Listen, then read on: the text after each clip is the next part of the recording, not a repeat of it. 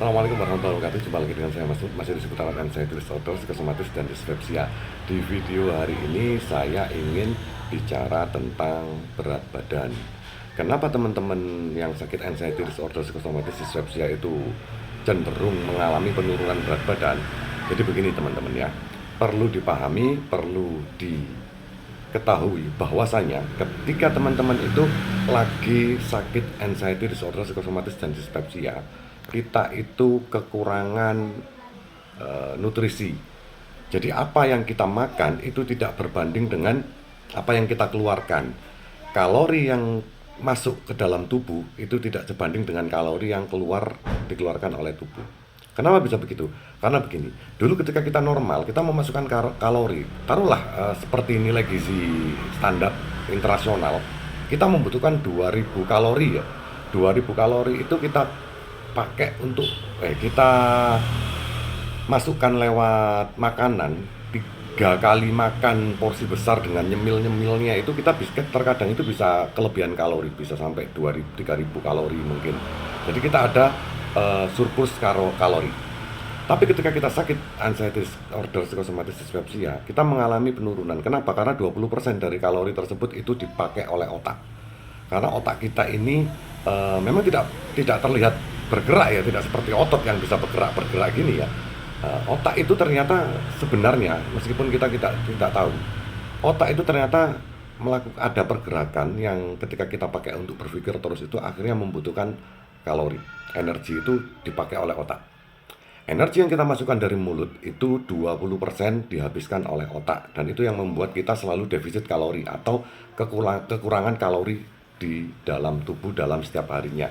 Dan itu ketika dijumlah dalam waktu 1 bulan atau sampai 1 bulan, itu bisa menurunkan berat badan kita sampai karena ketika tubuh itu kekurangan kalori, mereka itu akan membakar lemak-lemak yang ada di dalam tubuh, entah itu ada di pipi, entah itu di perut, entah itu di lengan, entah itu di kaki.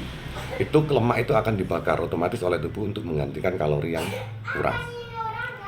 Terus gimana cara untuk kita menaikkan berat badan? Cara menaikkan berat badan itu sebenarnya simpel, yaitu tadi sebenarnya nggak boleh stres ya. Pikiran ini nggak boleh terlalu banyak berpikir buruk atau berpikir negatif agar kalorinya tercukupi.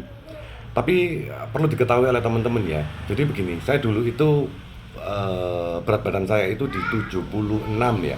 Di 76 itu ternyata ketika saya cek di GMI,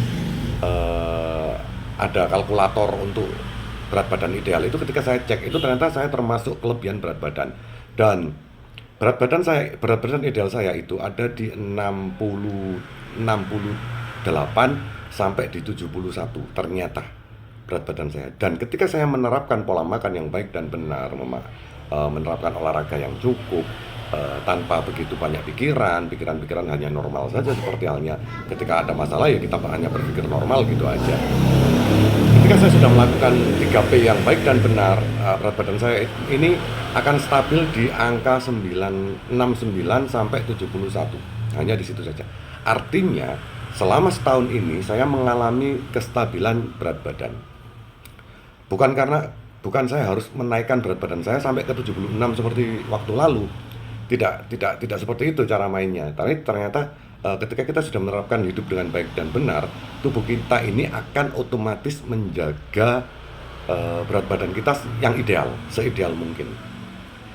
Saya juga makan kalori banyak. Saya minum air kurma, saya makan nasinya 3 kali, saya makan makanan yang banyak mengandung kalori tinggi. Artinya saya memasukkan kalori di tubuh saya ini dengan cukup. Taruhlah stabil saya memasukkan kalorinya itu 2000 kalori per hari.